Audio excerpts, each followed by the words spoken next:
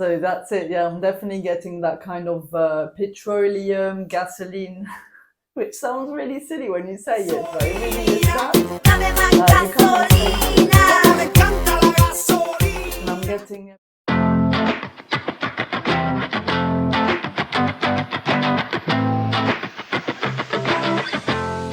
Hi, I'm Victoria. Welcome to my channel called Come Back with Wine, where I review affordable wines in a light-hearted way. During this episode, I am going to review Riesling. Now, Riesling can be a bit like Marmite for certain people. However, for me personally, I definitely love it because I adore a nice dry Riesling. Now, Riesling originates from the Rhine Valley, and the Rhine River flows across Germany, France, Austria, and Switzerland. But the homeland of Riesling is Germany, because Germany is the country that produces the most Riesling in the world.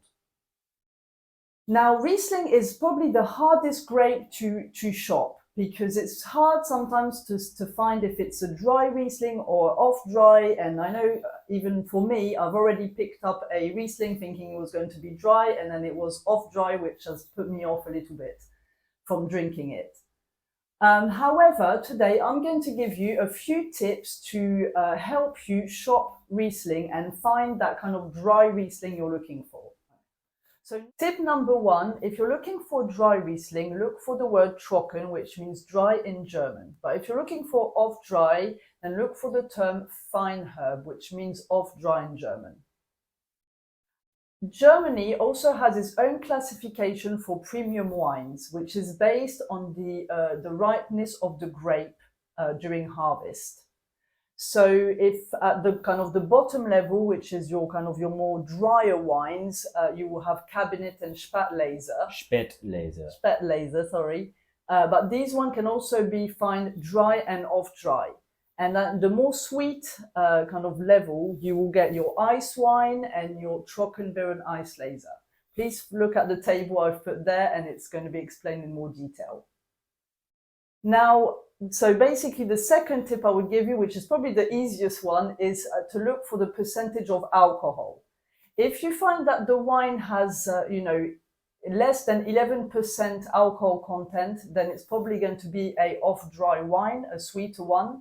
However, if it's got more than 11%, it's probably going to be a more dry wine. The reason being is that the yeast hasn't had the time to transform all the sugar in alcohol.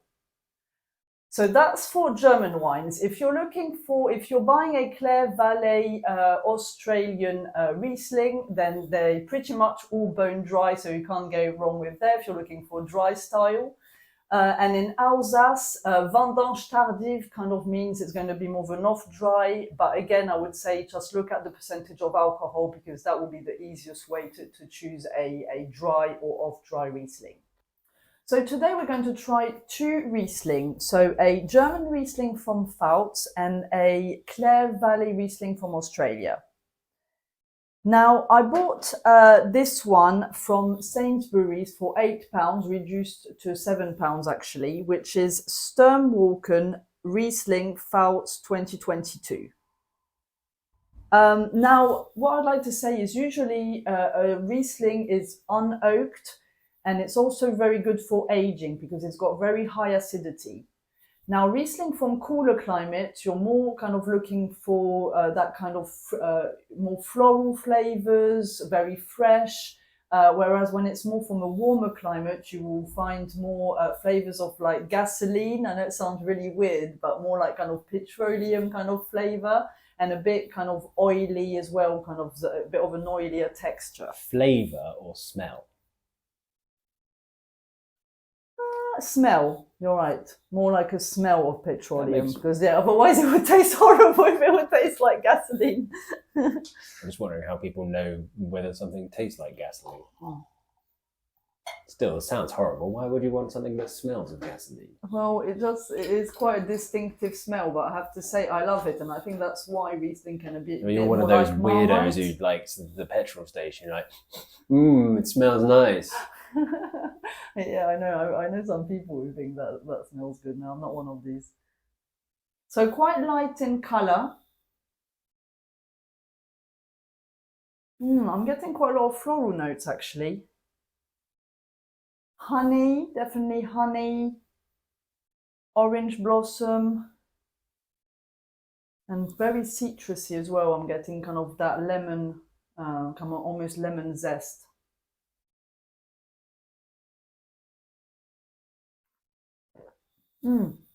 So definitely dry, high acidity. I'm definitely getting kind of, yeah, lemon, honey, orange blossom, kind of what you get on the nose is what you get on the palate. Very nice wine. The finish, I would probably say medium finish. What I'd like to add as well is this wine is 11% alcohol content, so you're definitely kind of expecting a more drier style. So next one we're going to try is the Clare Valley Riesling Australia, which I bought in Aldi for £8.49, and that's really good price actually for a Clare Valley Riesling. They always have long, thin bottles, don't they? Yeah, they do they? That's very kind of the characteristic of a bottle of Riesling, really. So slightly more yellow in colour, slightly a darker kind of shade of yellow, let's say. So what are we getting on the nose? So that's it, yeah, I'm definitely getting that kind of petroleum, gasoline, which sounds really silly when you say it, but it really is that. You can't mistake it, really. And I'm getting probably, I want to say grapefruit. Let's give it a go.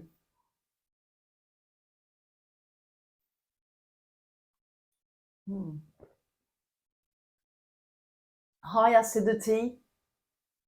I'm definitely getting kind of, yeah, that very kind of lemon, I would say grapefruit, maybe some kind of green apple, that kind of sharpness.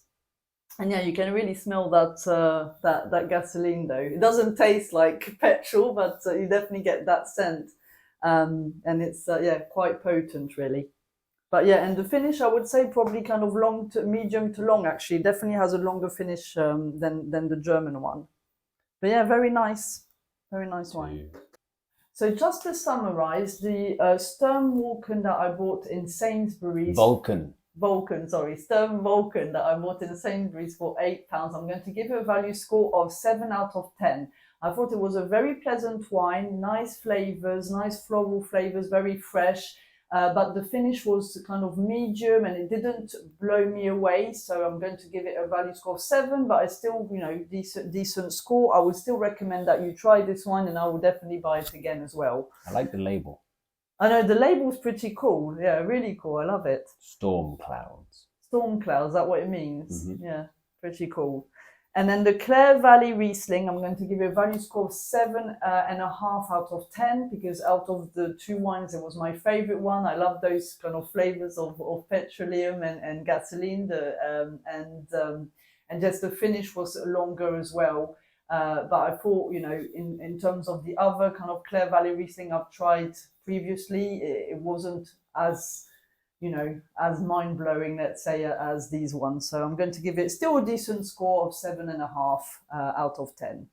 Well, at least if you don't like it, you can fill up your car with it. Well, that's true, actually, and due to the fact that petrol is so expensive these days, it might be cheaper to just get a bottle of wine. In terms of food pairing, Riesling, because of the intensity of flavors, it pairs really well with food. So you can pair it with like a nice kind of brie or camembert, or seafood as well, raw fish. It would be great with sushi, but as well with spicy food. So perfect with kind of a Thai green curry, because of the intensity of flavors really kind of balance out also the spiciness that you'll find in certain foods. But yes, thank you very much for watching my channel today. Please share the video with your friends, press like, subscribe to my channel, as I will be posting more videos where I review wine. And next week, I am going to review red Italian wines. Ooh. Yeah. Merci beaucoup. À bientôt.